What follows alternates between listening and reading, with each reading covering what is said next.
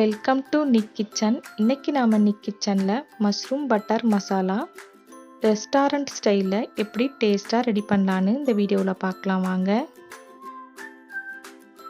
First இதுக்கு தேவையான ஒரு மசாலாவை வறுத்து ரெடி பண்ணிக்கலாம். 1 ஸ்பூன் சோம்பு, 1 ஸ்பூன் மிளகு, 1 ஸ்பூன் சீரகம் சேர்த்துட்டு நல்லா வறுத்து எடுத்துக்குங்க. எண்ணெய்லாம் சேர்க்க வேண்டாம், இந்த மாதிரி ட்ரையாகவே வறுத்து எடுத்துக்குங்க. நல்லா வாசனை வர வரைக்கும் வறுத்து எடுத்துக்குங்க. ஒரு பேக்கெட் காளானை இந்த மாதிரி கட் பண்ணி எடுத்துக்குங்க. 2 ஸ்பூன் பட்டர், 2 பெரிய வெங்காயத்தை இந்த மாதிரி பொடியாக கட் பண்ணி எடுத்துக்குங்க. 4 தக்காளியை இந்த மாதிரி மிக்சியில் நல்லா நைஸாக அரைச்சி எடுத்துக்குங்க. 1 குடமிளகாவை இந்த மாதிரி கட் பண்ணி எடுத்துக்குங்க. சமைக்கிறதுக்கு முன்னாடி இந்த மாதிரி எல்லாத்தையும் ரெடி பண்ணி வச்சுக்குங்க. ஒரு கடாயில் 2 டேபிள் ஸ்பூன் பட்டர் சேர்த்துக்குங்க. பட்டர் நல்லா மெல்ட் ஆகட்டும். கட் பண்ணி வச்சிருக்க காளானை சேர்த்துட்டு 1 நிமிஷம் நல்லா வதக்கிக்குங்க.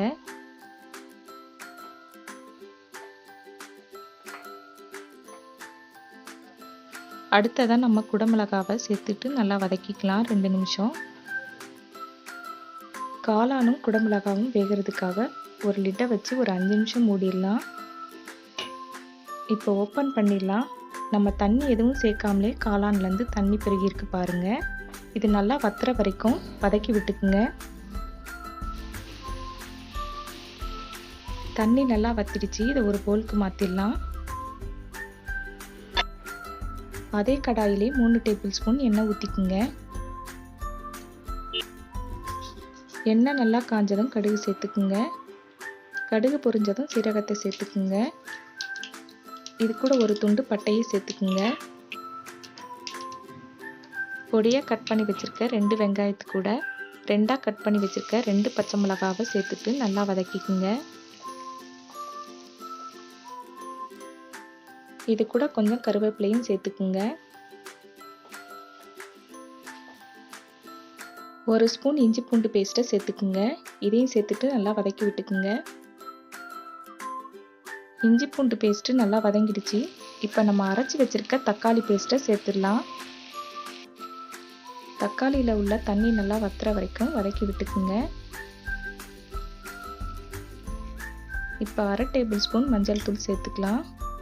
இதையும் சேர்த்துட்டு நல்லா வதக்கி விட்டுக்குங்க. தக்காளியில் உள்ள தண்ணி நல்லா வத்திடுச்சு. இப்போ நம்ம வறுத்து அரைச்ச பொடியை சேர்த்துக்கலாம். மிளகு, சீரகம், சோம்பு சேர்த்து அரைச்ச பொடியை சேர்த்துக்குங்க.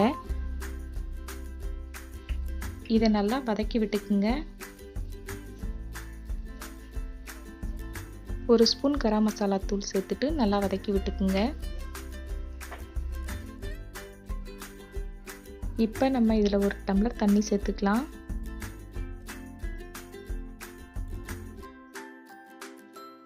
மஷ்ரூம் மசாலாவுக்கு தேவையான அளவு உப்பு சேர்த்துக்குங்க. மசாலா நல்லா கொதி வந்தோடனே நம்ம பட்டரில் ஃப்ரை பண்ண மஷ்ரூமையும் குடமிளகாவையும் சேர்த்துட்டு நல்லா கலந்து விட்டுக்குங்க. மசாலாலாம் நல்லா பிடிக்கிறதுக்காக ஒரு 5 நிமிஷம் நம்ம க்ளோஸ் பண்ணி வச்சிடலாம். இப்போ ஓப்பன் பண்ணிடலாம். தண்ணி நல்லா வத்துற வரைக்கும் இதை லோ ஃப்ளேமில் வச்சுக்கலாம். காரத்துக்கு எதுவும் மிளகாத்தூள்லாம் சேர்க்காதனால காரம் கொஞ்சம் கம்மியாக இருக்குது. அதனால் நான் 3/4 டேபிள் ஸ்பூன் தனி மிளகாத்தூள் சேர்த்துக்கிறேன். நீங்கள் மசாலா பொடிலாம் சேர்க்கும் போதே இந்த மாதிரி மிளகாத்தூளை சேர்த்துக்குங்க. தண்ணி நல்லா வத்திடுச்சு. இப்போ நறுக்கி வச்சுருக்க கொத்தமல்லியை சேர்த்துக்குங்க. பட்டர் மஷ்ரூம் மசாலா எப்படி சூப்பராக வந்திருக்கு பாருங்கள். கடைசியாக 1 டேபிள் ஸ்பூன் பட்டர் சேர்த்துக்குங்க. பாருங்கள், சூப்பரான டேஸ்டான மஷ்ரூம் பட்டர் மசாலா ரெஸ்டாரண்ட் ஸ்டைலில் சூப்பராக ரெடி பண்ணியாச்சு. இது இட்லி, தோசை, சப்பாத்தி, ஒயிட் ரைஸ்க்கு ரொம்பவே நல்லாயிருக்கும். நீங்களும் இதே மாதிரி செஞ்சு பாருங்கள். நிக் கிச்சன் வீடியோ உங்களுக்கு பிடிச்சிருந்தா லைக் பண்ணுங்கள், ஷேர் பண்ணுங்கள், மறக்காமல் சப்ஸ்கிரைப் பண்ணுங்கள். பக்கத்தில் இருக்க பெல் ஐக்கானை கிளிக் பண்ணிக்கோங்க. எப்படி இருக்குன்னு எனக்கு கமெண்ட் பாக்ஸில் சொல்லுங்கள். தேங்க்யூ.